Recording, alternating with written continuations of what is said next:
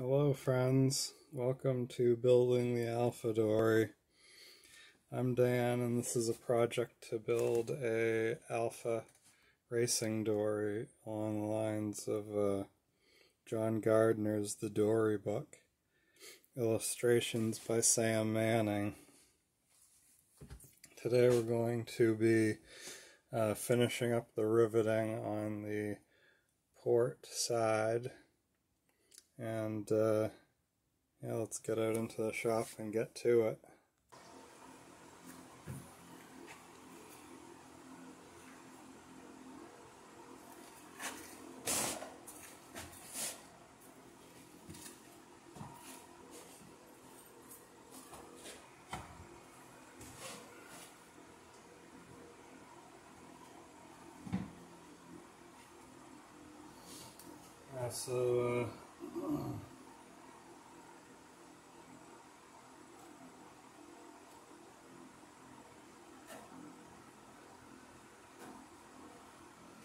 So I'm marking the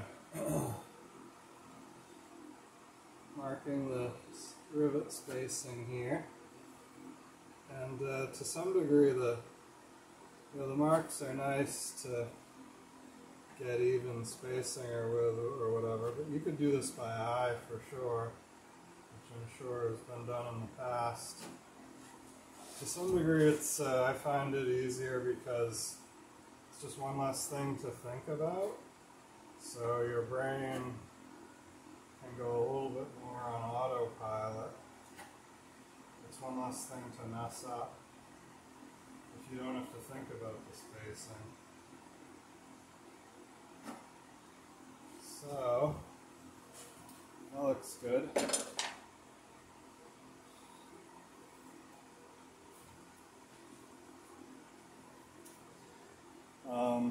Now I can drill. So when I'm drilling, I don't have to think about the side-to-side spacing.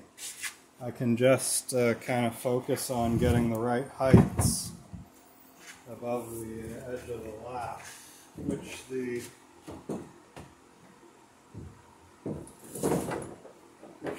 tick stick also helps with, because the stick is about the right width. It's a little bit under half an inch.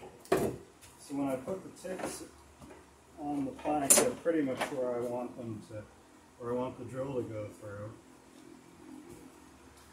And then, so all I really have to do is, make sure I got the right height, and then I try and get the 90 degree to the plank.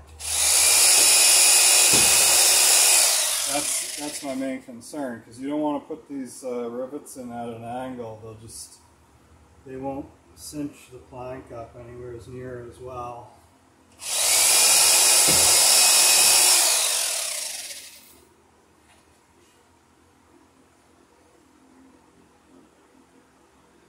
And I can also adjust the spacing a little bit if I've got a knot to deal with, which I do right here.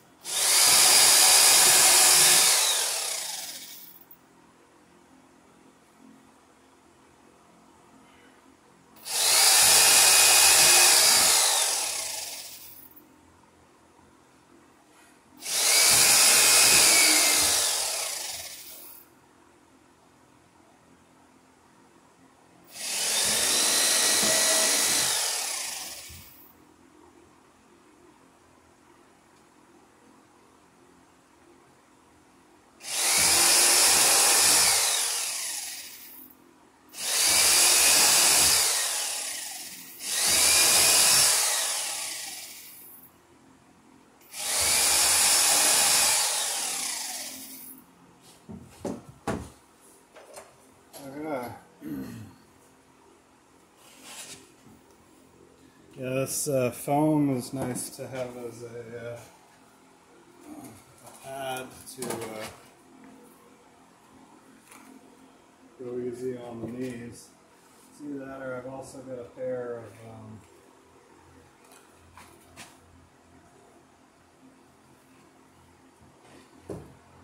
knee pads that I can use.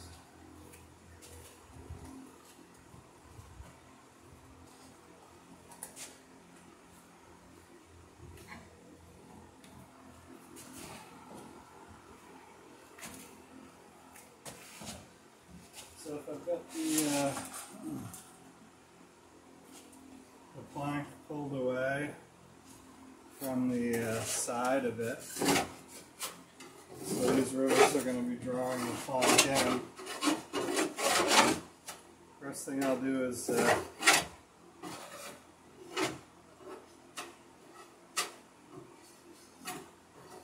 take the knife and knock any sawdust out from between the plank. And then I'll find where the greatest amount of bow is in the plank and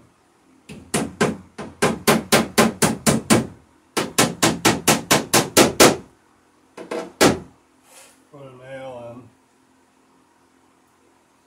For anyone who knows these copper nails, they really don't hold well at all.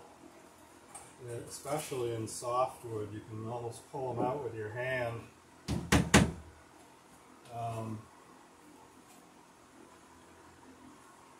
But once they're riveted, of course, they hold great.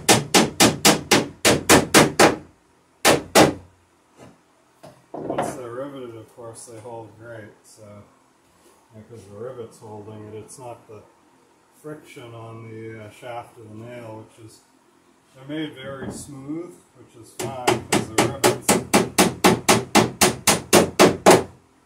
And then they're also copper, so any roughness is not going to be, it's not like a rough piece of steel which would dig and gouge into the wood. The copper is so soft that it just doesn't hold a sharp, abrasive edge at all. So between the shipment and the box, you know, they're basically polishing. The movement of the rivets is polishing the other rivets. So they're very smooth.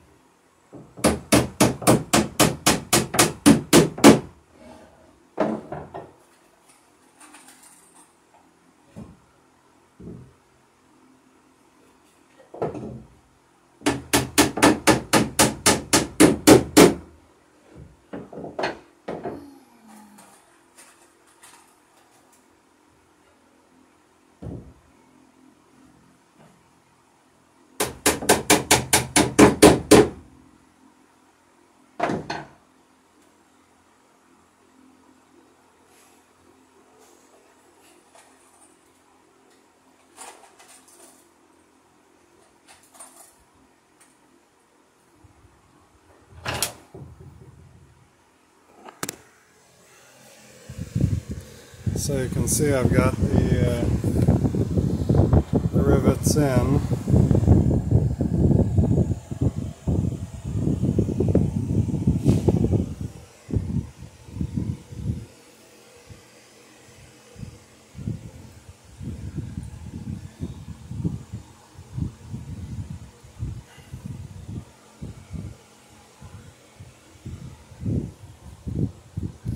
I'll put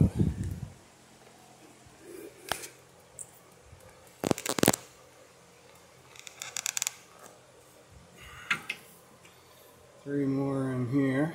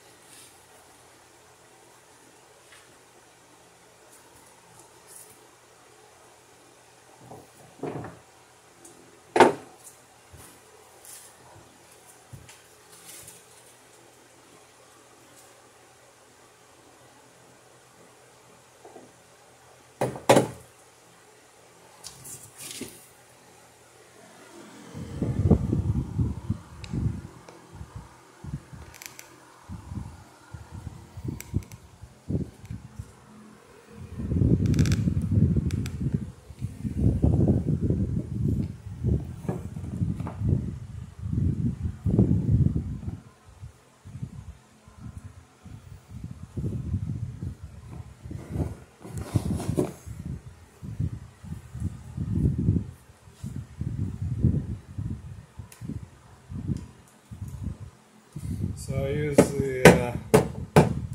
I'll just use the cutters to just knock the rivets down over the chisel point of the rivet is flared out a little bit when the machine cuts that point in the wire that they're making the rivet from. So you got to kind of tap these on, most of them.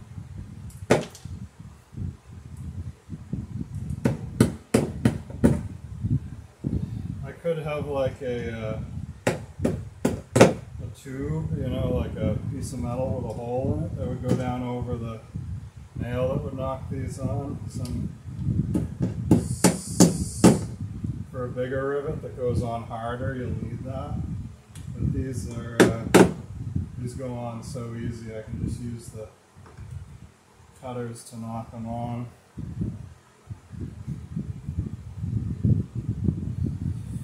And put the unused.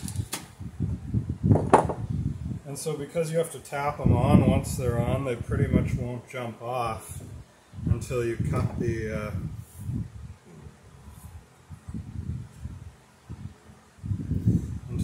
rivet head off.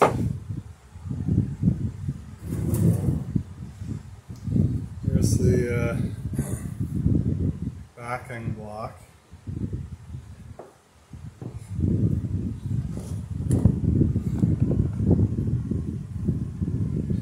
So what I'll do is put the block on the outside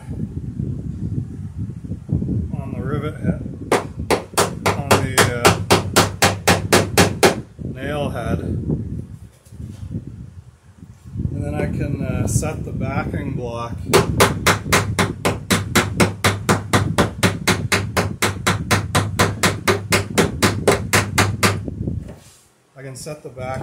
against my knee, or when you get higher up the boat, against your thigh and your hip, and you know, helps you hold it a little bit. This backing block is 10 pounds.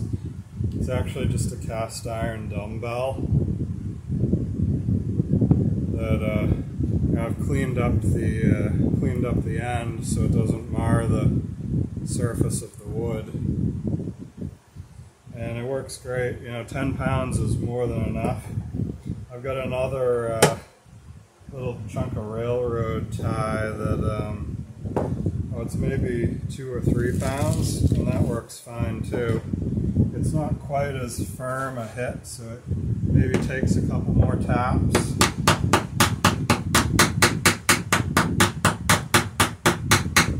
To form a rivet.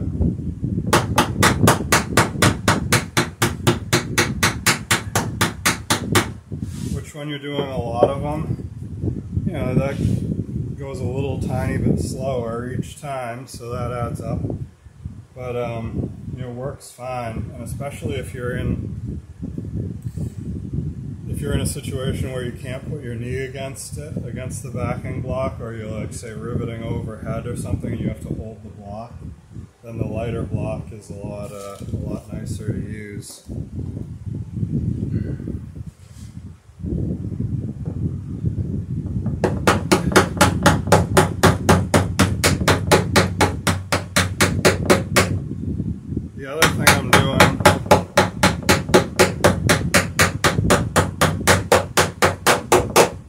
The other thing I'm doing with this backing block when I'm riveting is when I put the block up against the wood, I've got my thumb over the edge here. My thumb's on the wood. So if this is sliding or slipping while I'm hammering, I can I can kind of feel it with my thumb. And that helps me keeps the high part of the backing block on the rivet head. If it slips off the rivet head, you can definitely tell just by the change in sound, and the rivet head stops mushrooming over like it should. And then you got to reposition the backing block. So it just helps to speed things up if you can tell by feel, because I'm watching the rivet head, the way that's forming.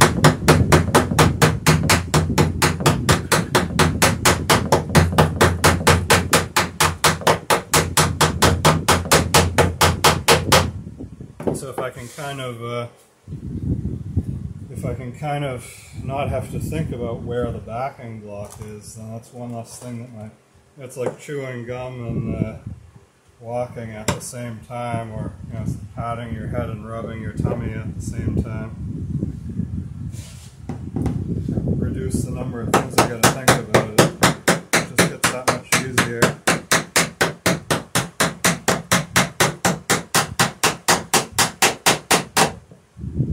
Okay, I just slipped off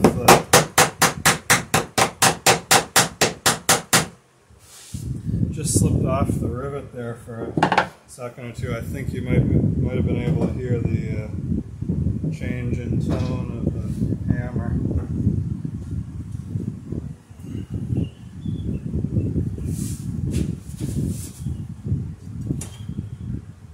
Just moving the foam pad.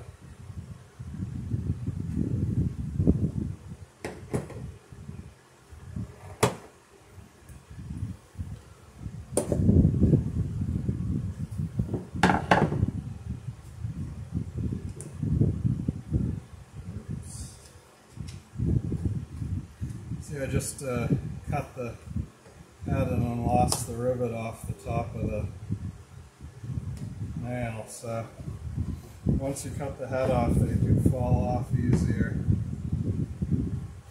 And the first couple hits,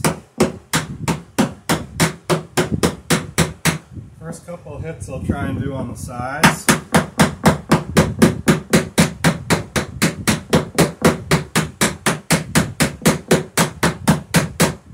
The sort of on the high points where the cutter leaves a sort of triangle.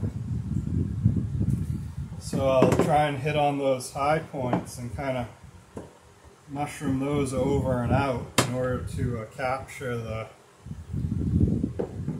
washer so that it doesn't jump off the rivet and into the bilge.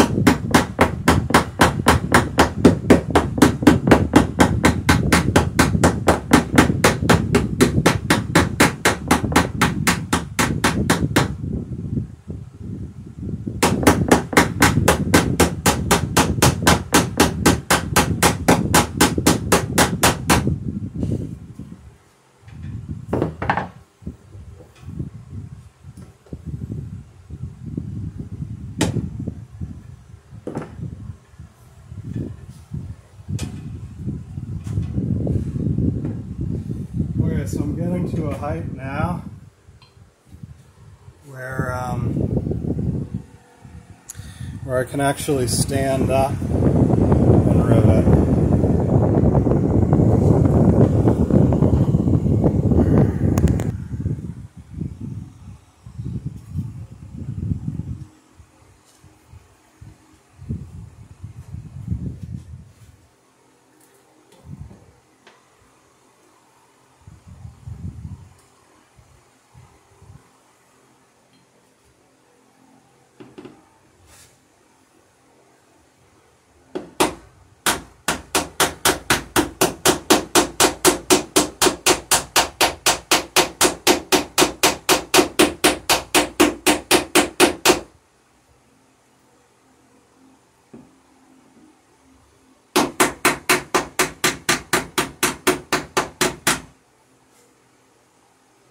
Yeah, so I'm able to put the backing block on my knee at this point. If you get it in just the right spot on your knee, like right on the top of your kneecap, and when you hammer it, your whole knee like turns to jello, pretty much your whole leg. And you know, you want to do the thing where your leg kicks out, you know, like the doctor does when he taps your kneecaps with that hammer.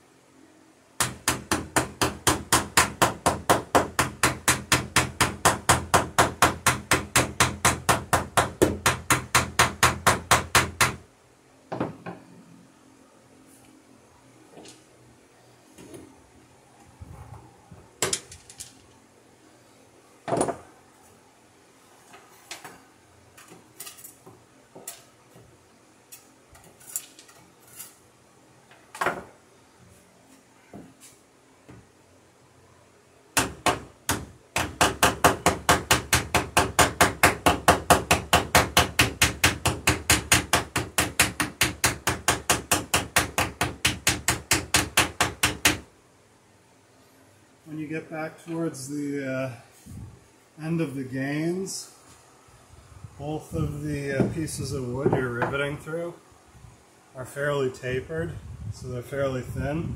You don't want to go crazy tightening these up. You know, just tighten them up so you're not seeing any daylight through the lap, and then call it good on those.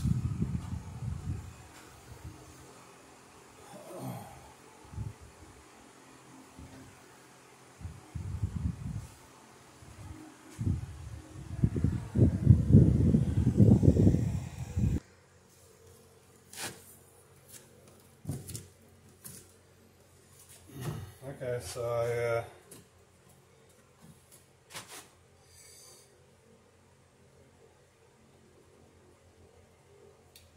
we got the other side riveted. Now we're starting on the starboard side. Got the port side all riveted up. And I'm sort of eyeballing where the first rivet is on the port side, and so I'm going to try and start near there on the starboard side. Like I said, I got my little tick stick here that I'm using to guesstimate rivet locations and heights. I'm putting this little tick mark upwards so that it's easier for me to see those when I go to drill them. So I'll put the pointed end of the tick stick on the last rivet mark that I made, and then start from there.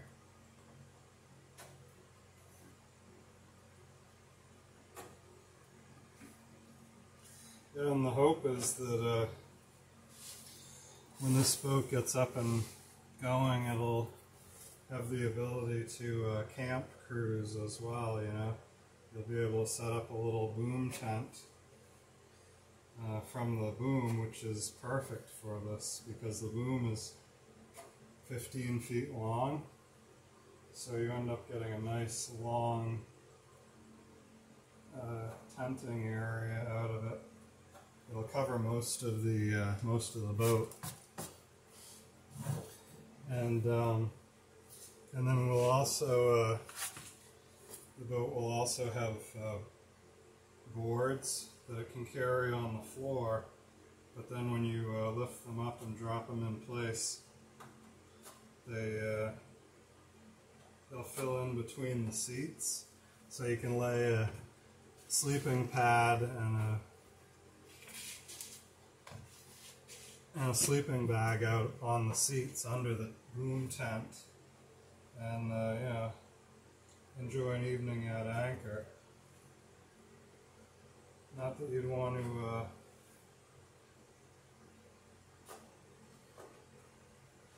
not that you'd want to ride out a windstorm or something under, you know, an enclosure like that, but it's, you know, hopefully enough to keep the mosquitoes at bay and you know, just get out of the dew for an evening aboard.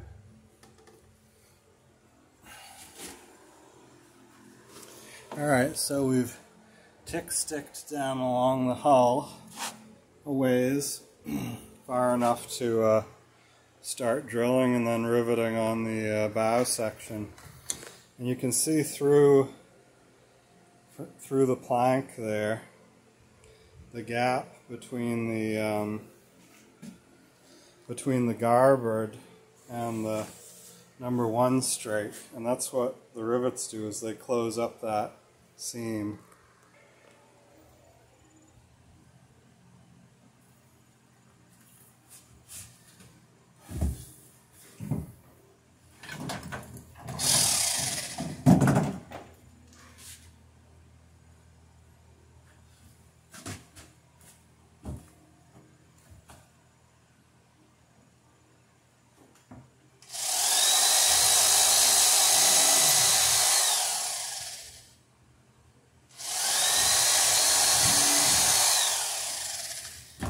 So I'm just drilling these in, like I was saying before, at right angles,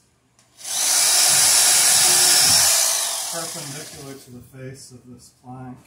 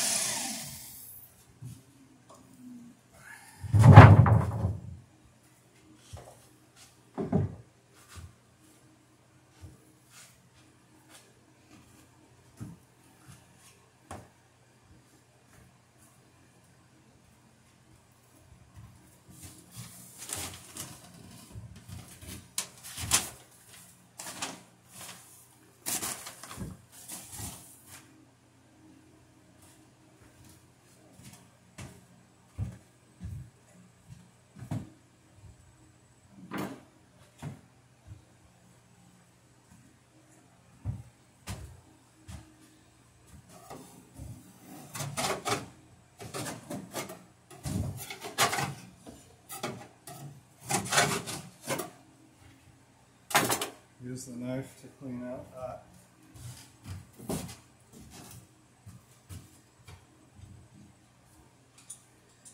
Clean out the shavings from in the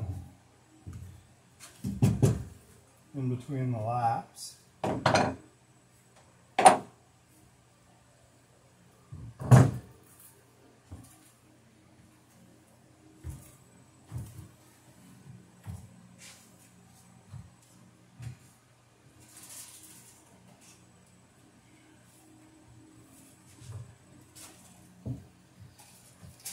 Yeah, I got the next plank still on the floor here gluing up, so I'm trying to walk around it and step on it as gently as I can. But yeah, so we're ready to start putting these rivets in.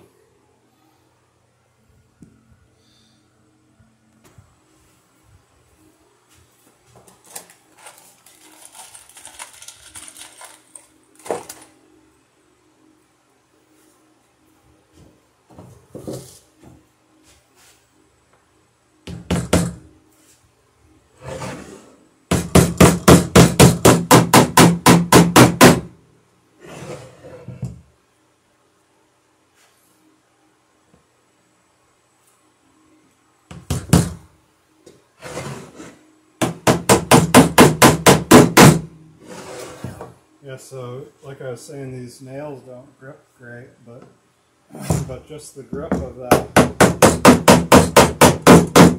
copper nail was enough to pull the plank in tight to the garboard below it. So you can tell there's not a lot of pressure keeping these planks apart, which is what you want. You know, you want the planks to sit as close to the plank below it as possible.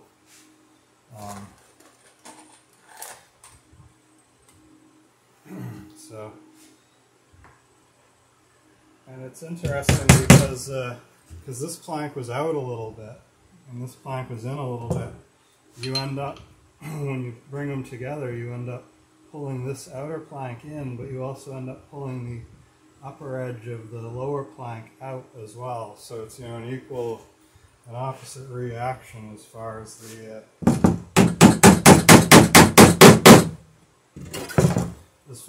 effect on the shape of the planks.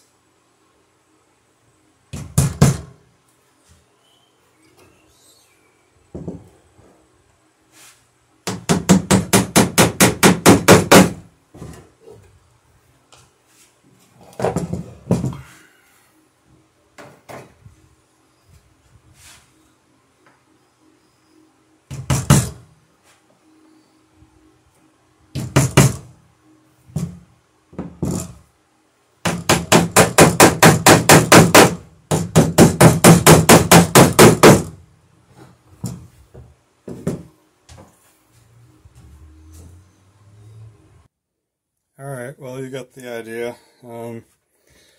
Thanks for stopping by, and tune in next video for more exciting plank riveting. See ya.